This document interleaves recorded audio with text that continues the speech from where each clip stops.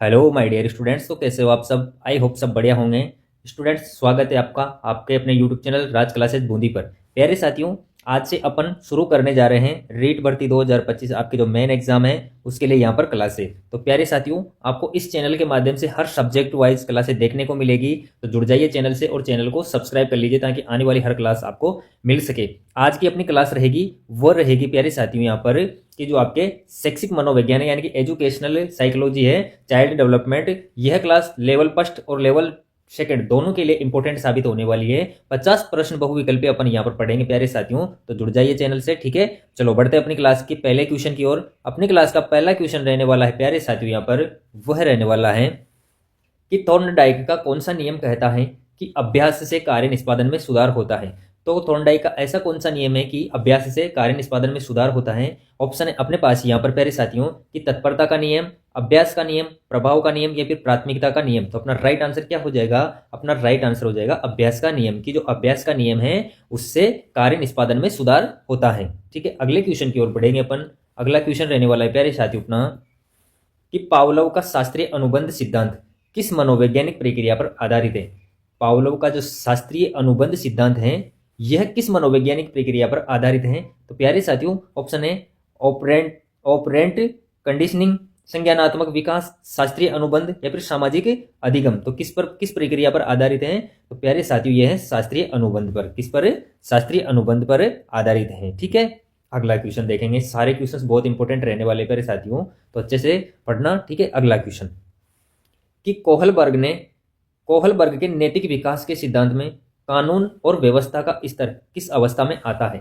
यानी कि कोहलबर्ग का जो नैतिक विकास का सिद्धांत है उसमें कानून और व्यवस्था का स्तर है वो किस अवस्था में आता है? तो वह आता है आपके यहाँ पर ऑप्शन है पूर्व सामान्य अवस्था या फिर सामान्य अवस्था या फिर उत्तर सामान्य अवस्था या फिर प्री कन्वेंशनल। तो किस अवस्था में आता है प्यारे साथियों? तो यह आता है आपके सामान्य अवस्था में। किस अवस्था में आता है? सामान्य अवस्था में। कानून और व्यवस्था का जो स्तर है वह सामान्य अवस्था में आता है कोहलबर्ग के नैतिक विकास के सिद्धांत के अनुसार।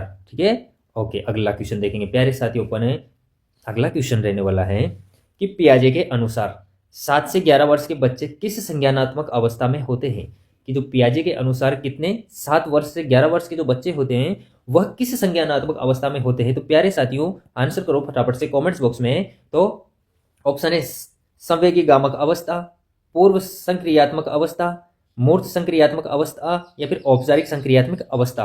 तो किस अवस्था में होता है? तो यह होता है प्यारे साथियों आपके मूर्त संक्रियात्मक अवस्था में। कि जो पियाजे के अनुसार 7 से 11 वर्ष के बच्चे हैं वह मूर्त संक्रियात्मक अवस्था का संज्ञानात्मक अवस्था में होते हैं। सी करेक्ट आंसर आपका यहां से हो जाएगा। बहुत ही अच्छी क्लास है, बहुत इंपॉर्टेंट क्लास है प्यारे साथियों। और आपको रेगुलर यहाँ से रीट के लिए बहुत इंपॉर्टेंट क्लासें मिलती रहेगी। साइकोलॉजी का मैं पूरा सिलेबस आपको करवाने वाला हूँ और अदर सब्जेक्ट के भी आपको यहाँ से पूरा सब्जेक्ट वाइज आपको क्लासें मिलेगी। तो चैनल को सब्सक्राइब करना मत भूलना, बहुत अच्छा चांस है। ठीक है, अगला क्वेश्चन देखेंगे प्यारे साथियों अपन कि जोन ऑफ प्रोक्सिमल डेवलपमेंट यानी कि जेड पीडी की अवधारणा किसने दी। यानी कि जेड-पीडी की जो अवधारणा दी ये किसने दी थी? तो यह दी थी प्यारे साथियों, देखते हैं अपन, पियाजे, वाइगोत्स्की, स्किनर या फिर कोहलर। तो किसने दी? तो यह दी थी जेड-पीडी की अवधारणा दी प्यारे साथियों, वह दी थी वाइगोत्स्की ने। किसने? वाइगोत्स्की ने यह अवधारणा दी थी। ठीक है, याद रखना, आपको कई बार पूछेगा ये क्वेश्चन है, इंपॉर्टेंट क्वेश्चन है, रट लेना क्वेश्चंस को। अगला क्वेश्चन देखेंगे कि गेगने के अधिगम पदानुक्रम में सबसे निचला स्तर कौन सा है। यानी कि जो गेगने के अधिगम पदानुक्रम में सबसे निचला स्तर है वह कौन सा है प्यारे साथियों?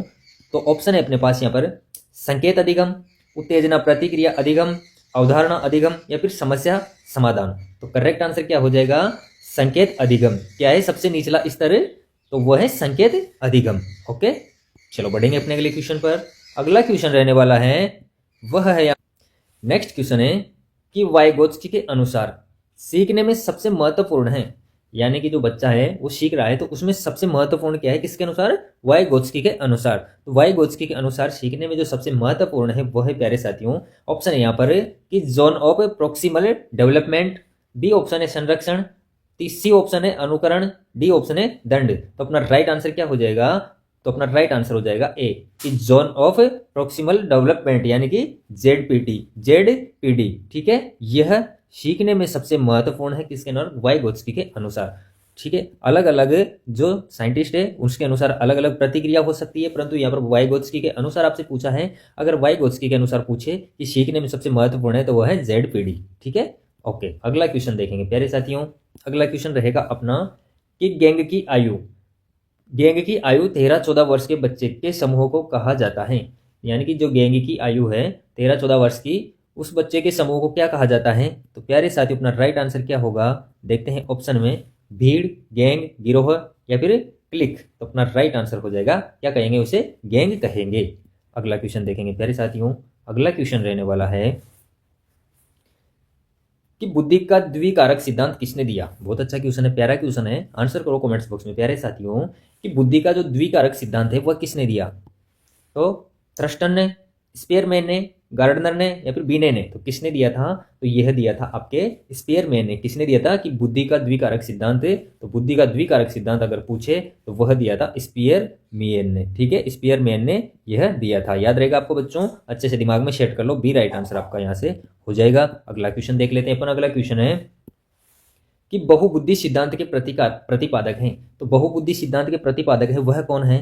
तो वह है आपके प्यारे साथियों, ऑप्शन है यहाँ पर कि Harvard gardener, Robert Sternberg, Daniel Goleman या फिर जीन पियाजे। तो बहुबुद्धि सिद्धांत के प्रतिपादक है वो हैं आपके हार्वर्ड गार्डनर। कौन है? हार्वर्ड गार्डनर बहुबुद्धि सिद्धांत के प्रतिपादक हैं, ये आपको याद रखना है। अगला क्वेश्चन देखेंगे। अगला क्वेश्चन रहने वाला है प्यारे साथियों यहाँ पर कि बच्चे सक्रिय रूप से ज्ञान का निर्माण करते हैं, यह विचार किसका है? तो बच्चे सक्रिय रूप से ज्ञान का निर्माण करते हैं, यह सक्रिय विचार है, यह किसका है? तो प्यारे साथियों ऑप्शन है यहाँ पर पियाजे, स्किनर, पावलोव या फिर थॉर्नडाइक।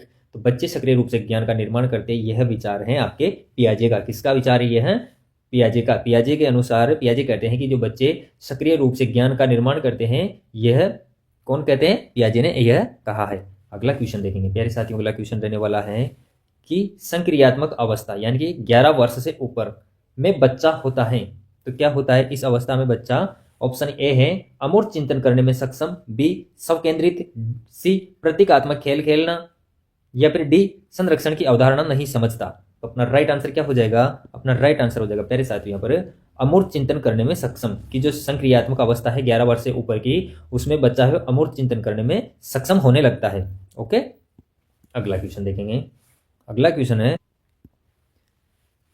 कि प्रेरणा का आंतरिक स्रोत है। तो प्रेरणा का आंतरिक स्रोत है वो क्या है?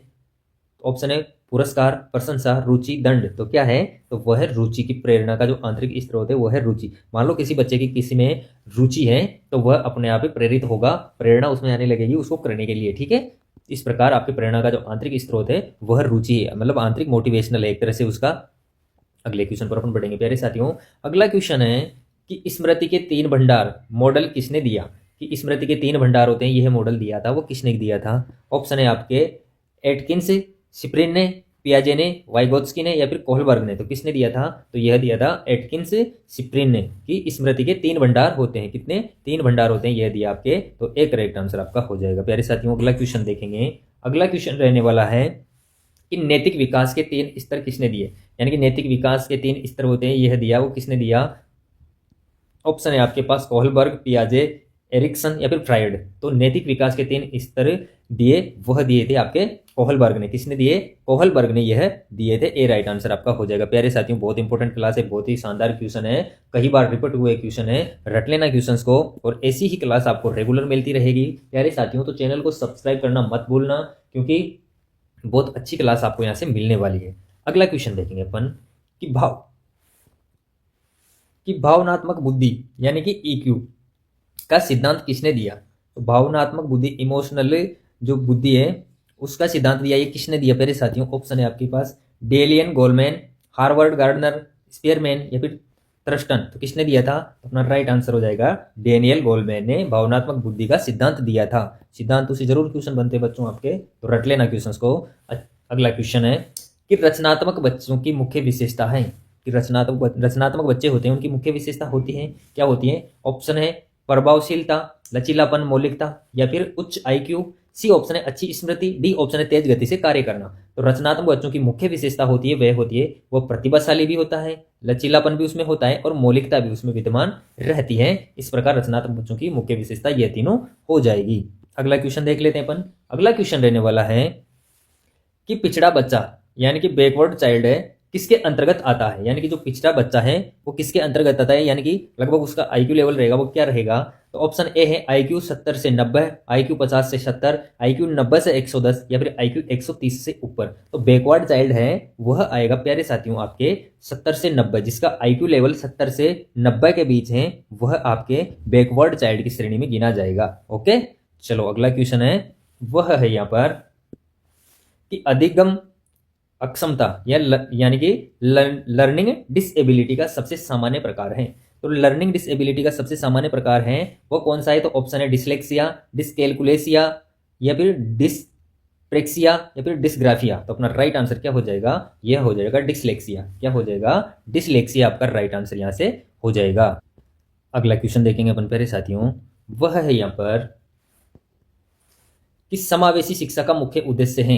तो समावेशी शिक्षा का मुख्य उद्देश्य क्या है। ऑप्शन है सभी बच्चों को एक ही कक्षा में पढ़ाना, विशेष बच्चों को अलग स्कूल में रखना, केवल प्रतिभाशाली बच्चों को पढ़ाना, डी ऑप्शन है लड़कियों को अलग पढ़ाना।